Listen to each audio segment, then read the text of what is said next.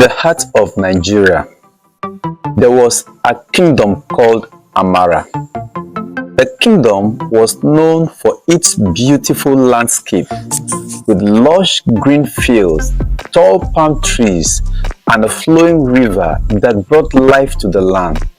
The people of Amara were hardworking and peaceful, living simple yet fulfilling lives. In this kingdom lived a prince named Obinna. He was the only son of King Uchenna and Queen Adaeze.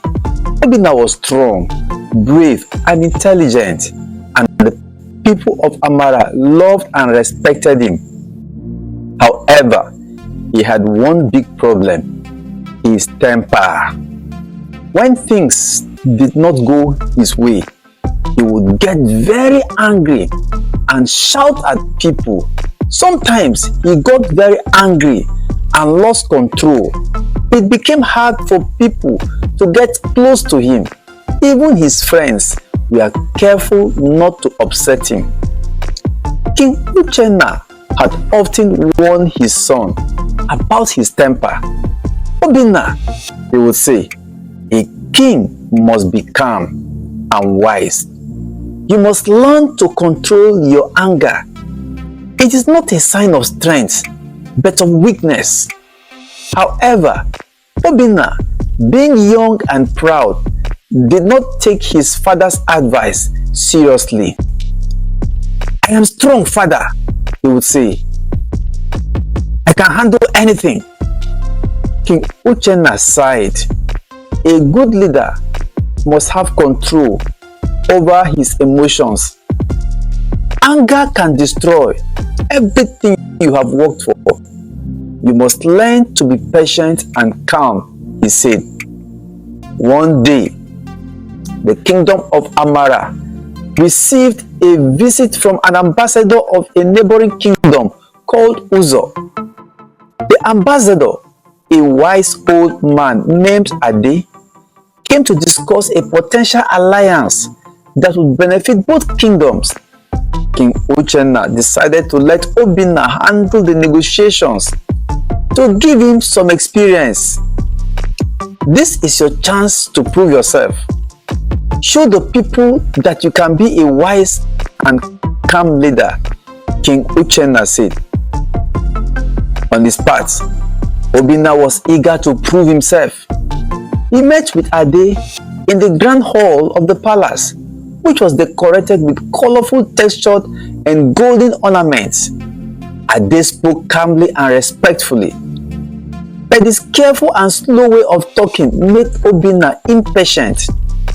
The prince was in a hurry. He wanted to finish the meeting quickly and show his father that he could handle important matters. As Ade explained the terms of the alliance, Obinna began to lose his patience. Why is this taking so long? He thought.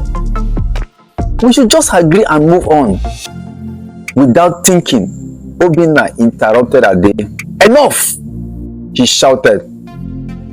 We don't need all these details. We agreed to the alliance. Now, you may leave. Ade was shocked and deeply offended by Obinna's rudeness. He bowed slightly and left the palace without another word. King Uchenna, who had been watching from a distance, was very disappointed. He knew that Obinna's behavior had damaged the relationship between the two kingdoms. Obinna, King Uchenna said sternly, your anger has once again caused trouble. You must learn to control your temper, or it will control you. Obinna was too proud to admit his mistakes. I did what I thought was best, he replied stubbornly. As time passed, the kingdom of Amara began to face difficulties. The rains did not come as expected, and the crops started to fail. The once thriving fields of yams, cassava, and maize began to wither. The people of Amara grew worried and unhappy. They whispered among themselves that the gods were angry because of Obinna's behavior. One night, Obinna had a strange and vivid dream. He found himself walking through a barren land with dry soil and withered plants. Suddenly, an old woman appeared before him. She had kind eyes but a serious expression. "Prince Obinna," she said, "your temper is destroying your kingdom. You must embark on a journey to find the wisdom to control your anger, or your kingdom will be lost." When Obinna woke up from his sleep, he couldn't shake off the feeling that the dream was a warning. He went to his father and told him about the dream. King Uchenna listened carefully and nodded. "Perhaps this is what you need. Go, my son, and find the wisdom you seek," he said. Obinna packed a few belongings and set out on his journey. He traveled through forests, crossed rivers, and climbed mountains.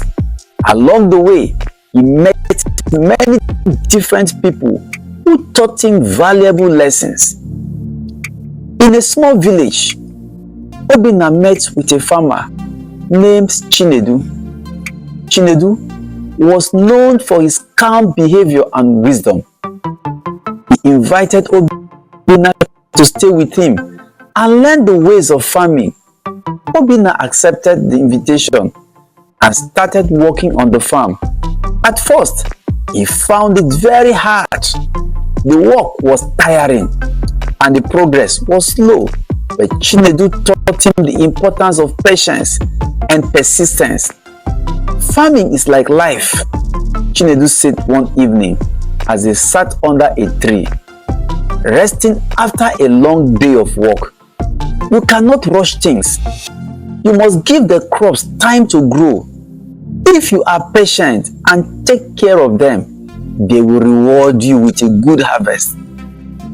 Obinna began to see the wisdom in Chinedu's words. He started to enjoy the work and found satisfaction in seeing the crops grow. His temper, which had once flared up at the slightest frustration, began to cool. After staying several months with Chinedu, Obinna thanked Chinedu and continued his journey. He felt more in control of his emotions, but knew he still had more to learn. His next stop was a small town where he met a healer named Nneka. Nneka was kind and gentle, and she had a way of making people feel at ease. Nneka welcomed Obinna into her home and taught him about the power of words. Words are like medicine. They can heal, but they can also hurt. You must choose your words carefully and think before you speak, she said. Obinna spent many days helping Nneka in her work. He saw how she used words to comfort and heal people. He learned that sometimes a kind word or a listening ear could do more good than any medicine. One day, a young boy came to Nneka's home. He was crying and very upset because his friends had teased him. Nneka spoke to the boy gently, asking him about his feelings and reassuring him. Obinna watched and realized how powerful words could be. He talked about all the times his angry words had hurt others and felt ashamed. "Thank you, Nneka," Obinna said one evening. "You have taught me a lot. I will remember your words and try to be more thoughtful in how I speak to others." With a grateful heart, Obinna left Nneka's home and continued on his journey. He felt much wiser and more in control of his emotions. He traveled to different villages and towns, Learning from everyone he met, he worked with fishermen, weavers, and traders, each teaching him new lessons about patience, hard work, and compassion. After a year of traveling and learning, Obinna decided it was time to return to Amara. He was eager to see his family and his kingdom again. As he approached the gate of Amara, he felt a mix of excitement and nervousness. Would the people notice the change in him? Would they forgive him for his past mistakes? He thought. The people of Amara were surprised and curious when they saw Obinna returned. He looked different, calmer, and more composed. He greeted everyone with kindness and respect, and they began to see that he has indeed changed. Obinna went straight to the palace to see his father. King Uchenna embraced him warmly. "Welcome back, my son. I can see that your journey has made you wiser," he said. Obinna nodded. "I have learned many things, father.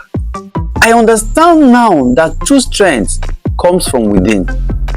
I want to be a good leader and make amends for my mistakes." King Uchenna was pleased to hear this. Therefore, he decided to give Obinna a chance to prove himself. He tasked Obinna with repairing the relationship with the neighboring kingdom of Uzo. Obinna knew that this would be difficult, but he was determined to make things right. He wrote a sincere letter to Ade, the ambassador he had insulted. In the letter, he apologized for his past behavior and requested a meeting to discuss a new alliance. Ade responded positively, agreeing to meet with Obinna. The meeting was set to take place in a neutral location between the two kingdoms. Obinna prepared carefully, remembering the lessons he had learned about patience and thoughtful speech. On the day of the meeting, Obinna traveled to the agreed location with a small group of advisors. When he arrived, he saw Ade waiting with a group of representatives from Uzo. Obinna approached Ade and bowed respectfully. "Ade, I am deeply sorry for my past behavior," Obinna began. "I was foolish and let my anger get the best of me. I have learned a lot since then, and I hope we can start all over." Ade looked at Obinna thoughtfully. "Prince Obinna," he said, "I can see that you have changed. Your apology is accepted. Let us discuss how our kingdoms can work together for a better future." The meeting went smoothly. Obinna listened carefully to Ade's suggestions and responded with thoughtful and respectful answers. By the end of the meeting, they had reached an agreement that would benefit both kingdoms. When Obinna returned to Amara, he was greeted with cheers and applause. The people were happy to see their prince acting with wisdom and kindness. King Uchenna was proud of his son and knew that Obinna was now ready to be a wise and just ruler. Obinna's journey had taught him the value of patience, compassion, and self-control. He realized that true strength lay not in physical power, but in the ability to control one's emotions and make wise decisions. As Obinna prepared to take on more responsibilities in the kingdom, he vowed to lead with wisdom and compassion. He wanted to ensure a prosperous and peaceful future for Amara and to be a ruler his people could be proud of. However, Obinna knew that his journey was not over. He still had much to learn and many challenges to face. His return marked a new beginning for the kingdom of Amara. The once skeptical people began to see the positive changes in their prince. Slowly, their anger, trust in him was restored. But as with all journeys of life's growth, Obinna's path was far from smooth. One of the immediate challenges was the state of the kingdom's agriculture. The previous year's drought had left the fields barren and food was scarce. Determined to help his people, Obinna visited the fields himself, talked to the farmers just to understand their struggles. In one of the villages, Prince Obinna met an old farmer named Eze. Eze had been farming for over 50 years and had seen both good and bad times. "Your Highness," Eze said, "farming is not just about hard work. It's about understanding the land and respecting the seasons. The drought was harsh, but we must prepare better for the future." Obinna listened carefully, organized meetings with the kingdom's best farmer and scholars to develop a plan. They decided to build a series of small dams and irrigation channels to store water for the dry season. This would ensure that even in times of drought, the crops will have enough water to grow. Work began immediately, and Obinna himself joined the laborers, digging and helping to construct the dams. Seeing their prince work alongside them inspired the people. They worked with renewed vigor, and soon the first part of the dams were completed. The irrigation channels crisscrossed the fields, bringing life back to the parched land. Meanwhile, Obinna continued to face personal challenges. Although his temper had improved significantly, his anger surfaced occasionally. One day, during a council meeting, a young advisor named Ifeanyi disagreed with Obinna's plans for a new trade route. Obinna felt his old anger rising, but remembered Nneka's teachings. Taking a deep breath, he said, "Ifeanyi, I understand your concerns. Let's discuss them and find a solution together." This approach not only resolved the issue, but also earned Obinna more respect from his council. As the kingdom began to recover, Obinna turned his attention to education. He believed that for Amara to truly prosper, its people needed knowledge and skills. He decided to build a school in every village where children and adults could learn to read, write, and acquire new skills. To kickstart this initiative, Obinna invited skilled teachers from other regions to come to Amara. He also encouraged the elders of each village to share their knowledge and traditions with the younger generation. This blend of modern education and traditional wisdom created a unique learning environment. In the village of Nkwo, a teacher named Amina started teaching mathematics and science to eager young minds. She used simple practical examples that made learning fun and relatable. One day, she taught the children about the importance of clean water. Inspired, the children began to educate their parents about hygiene and health, leading to a cleaner and healthier village. Obinna frequently visited the schools, interacting with the students and teachers. During one such visit, a young girl named Chika caught his attention. She was bright and inquisitive, always asking questions. One day, she asked Obinna, "Why do people get angry? And how can they control it?" Obinna smiled, remembering his own journey. "Anger is a natural emotion," he explained, "but it's important to understand why we feel it and to find ways to calm ourselves. Sometimes taking a deep breath or talking to someone can help. What matters is how we choose to respond to our anger." Chika nodded thoughtfully, and Obinna felt a sense of fulfillment. He realized that by sharing his experiences, he could help others avoid the mistakes he had made.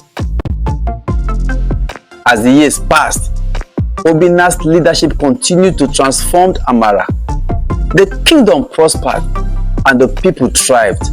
But with prosperity came new challenges. Neighboring kingdoms, seeing Amara's successes, grew envious. There were rumors of potential attacks and disputes over borders. One day, a messenger arrived from the kingdom of Ezi, bearing a letter from their king, Chima. The letter expressed dissatisfaction with the current borders and demanded a portion of Amara's fertile land. This was a delicate situation, and Obinna knew that how he handled it would define his leadership. Obinna called for a council meeting. The advisors were divided. Some suggested preparing for war, while others urged for peaceful negotiations. Obinna listened to all opinions, then spoke. We must seek peace first. War should be our last resort. I will meet King Chima and try to resolve this matter diplomatically. The meeting with King Chima was tense. Chima was a stern and ambitious ruler, and his demands were very high. But Obinna, drawing on all he had learned, approached the situation with calm and patience. He presented a fair argument, highlighting the benefits of peace and cooperation over conflict. For days, the negotiations continued. Obinna's resolve was tested, but he remained steadfast. Eventually, he proposed a trade agreement that would benefit both kingdoms without altering the borders. King Chima, seeing the wisdom in Obinna's proposal and the strength of his character, agreed. The agreement was a major victory for Obinna and Amara. It not only averted war, but also established a strong alliance with Ezi. The people of Amara celebrated their prince, who had shown that true strength lies in wisdom and peace. Back in Amara, life continued to improve. The schools flourished, the fields were green and abundant, and the people were happier and healthier. Obinna often reflected on his journey, grateful for the lessons he had learned and the growth he had experienced. Despite his successes, Obinna never stopped seeking wisdom. He continued to travel occasionally, learning from other cultures and bringing new ideas back to Amara. His dedication to his people and his willingness to learn made him a beloved and respected leader. One evening, as the sun set over the kingdom, Obinna stood on the palace balcony. Looking out over the land, he saw children playing, farmers tending their fields, and families gathered together. He felt a deep sense of peace and fulfillment. His journey was far from over, but he knew that he was on the right path. As the stars began to twinkle in the night sky, Obinna made a silent vow. He would continue to lead with wisdom and compassion, always putting his people first. He would never forget the lessons he had learned and would strive to be a ruler who inspired and uplifted his kingdom. Obinna's story was not just about him, it was about the people of Amara who had supported him, believed in him, and helped him become the leader he was destined to be. Together, they would face whatever challenges lay ahead with courage, unity, and unwavering hope. Years passed, and Obinna's reign as prince evolved into a period of great prosperity for the kingdom of Amara. The once young and impulsive prince had grown into a wise and respectful king, known far and wide for his fair and just rule. As Obinna continued to lead, he encountered new challenges that tested his patience, wisdom, and empathy. One of the most significant challenges came when a severe illness swept through the kingdom. It affected people of all ages, causing widespread fear and uncertainty. Obinna immediately called upon the healers, including his old friend Nneka, to find a cure. He also reached out to neighboring kingdoms for help, and they responded by sending their best doctors and supplies. Obinna personally visited the affected villages, offering comfort and support to the people. His presence and leadership during this crisis reassured the kingdom that they were not alone in their struggle. Through the combined effort of the healers, the support from neighboring kingdoms, and the resilience of the people, the illness was eventually contained and a cure was found. The kingdom celebrated not only the end of the illness, but also the unity and strength they had shown in the face of adversity. Obinna's efforts to improve education, healthcare, and infrastructure continued to yield positive results. The schools he had established produced a generation of educated and skilled individuals who continued to contribute to the kingdom's growth. The healthcare system, bolstered by the lessons learned during the illness outbreak, became more robust and better prepared for future challenges. One of Obinna's proudest moments came when he established the Council of Elders, a group of wise and respected individuals from all walks of life who would advise him on matters of state. This council ensured that the voices of the people were heard, and it helped maintain a balance between tradition and progress. As the years went by, Obinna married a kind and intelligent woman named Ngozi. Together, they had 3 children, 2 sons, Kelechi and Ifeanyi, and a daughter, Amara. Obinna and Ngozi raised their children with the same values of wisdom, patience, and empathy that Obinna had learned on his journey. Obinna made it a point to teach his children about the importance of humility and the power of listening. He shared stories of his travels and the lessons he had learned from people like Chinedu, the farmer, and Nneka, the healer. He wanted his children to understand that leadership was not about power, but about serving the people with compassion and integrity. As the years turned into decades, King Obinna grew older. His once strong and youthful body became frail, but his spirit remained indomitable. He continued to lead with same passion and dedication, always striving to make Amara better place for future generations. One day, feeling the weight of his years, Obinna called his children to his side.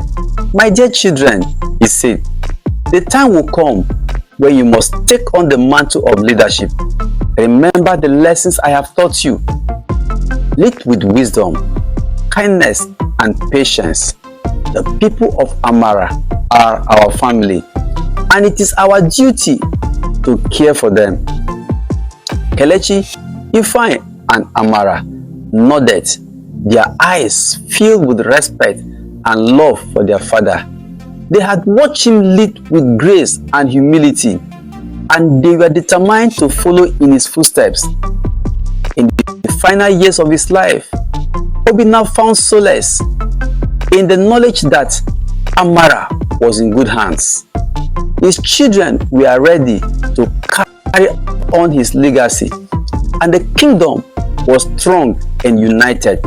He spent his days surrounded by family, sharing stories and laughter, and reflecting on the journey that had brought him to this point.